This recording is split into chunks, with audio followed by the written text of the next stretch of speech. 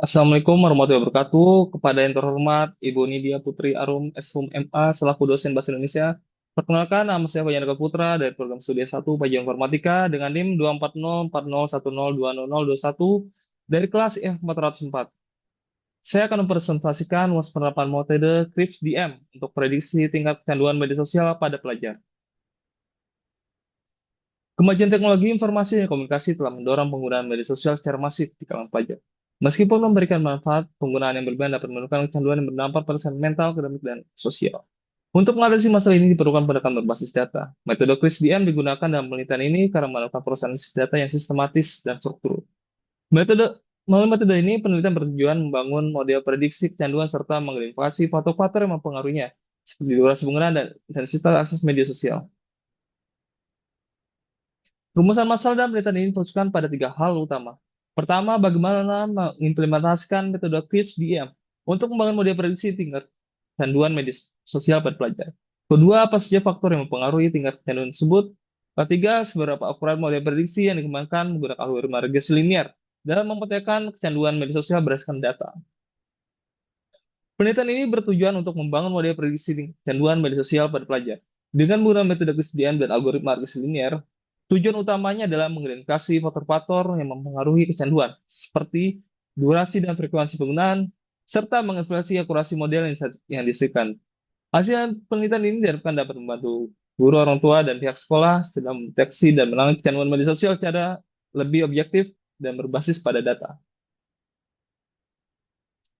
Data mining adalah proses untuk mendapatkan pola, pengetahuan, dan informasi yang tersembunyi pada dataset yang besar.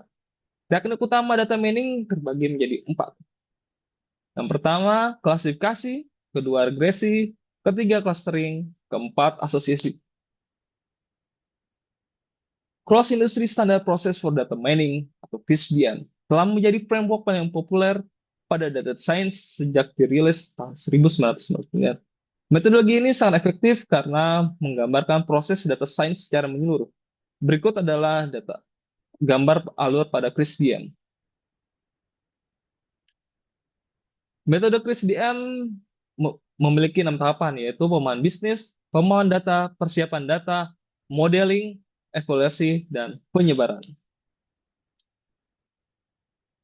Yang pertama, pemahaman bisnis. Permasalahannya, penggunaan media sosial yang berlebihan dapat memicu kecanduan yang berdampak negatif pada konsentrasi belajar, hubungan sosial, dan kesehatan mental. Saat ini, identifikasi tingkat kecanduan media sosial di kalangan pelajar yang dilakukan di sekolah masih minim. Oleh karena itu, diperlukan penelitian lebih lanjut terkait tingkat kecanduan media sosial terhadap pelajar. Tujuan penelitian ini bertujuan untuk meneliti model prediksi terhadap tingkat kecanduan media sosial pada pelajar. Model ini dapat membantu para pengajar dan murid untuk terbebas dari kecanduan media sosial.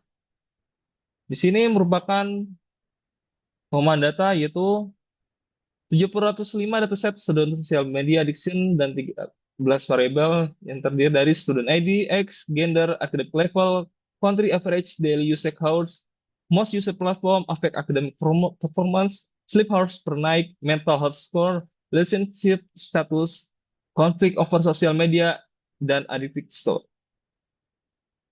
Selanjutnya itu persiapan data. Di sini saya melakukan pengecapan missing value dan menghapus label student ID yang tidak digunakan dalam penelitian ini. Di sini juga kita dapat melihat tipe datanya. Di sini tidak terdapat data yang hilang atau non-null missing value. Yaitu selanjutnya tahap modeling. Di sini kita dapat melihat umur distribusi. Rata-rata yang mengisi itu ada mulai dari umur 19 sampai umur 22 tahun yang paling terbanyak. Kemudian pada tingkat pendidikan, rata di sini yang isi yang sudah lulus sebesar 50%, dan yang masih melanjutkan pendidikan atau graduate sebesar 46%. Di sini tingkat pendidikan S1 sampai S3, di sini merupakan tingkat SMA. Yang paling kecil itu sebesar 3,83%. Selanjutnya di sini merupakan data yang mempengaruhi akademik, rata-rata menjawab ya, sebesar 64%.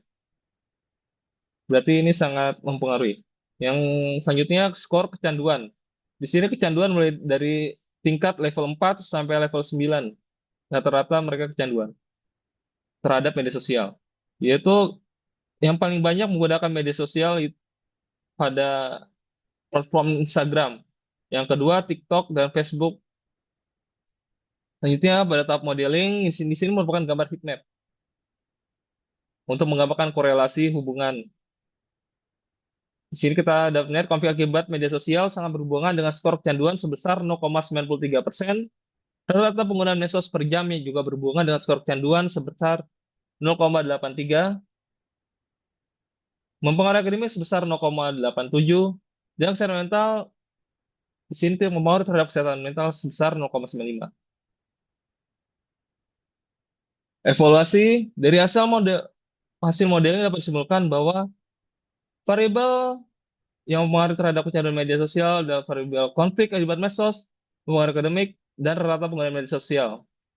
Rata-rata penggunaan per jam. Variabel tersebut dengan total data 75 dibagi menjadi dua, yaitu data tren sebesar 60% dan data testing sebesar 40%. Setelah mengimplementasikan regresi linear didapatkan nilai sebagai berikut.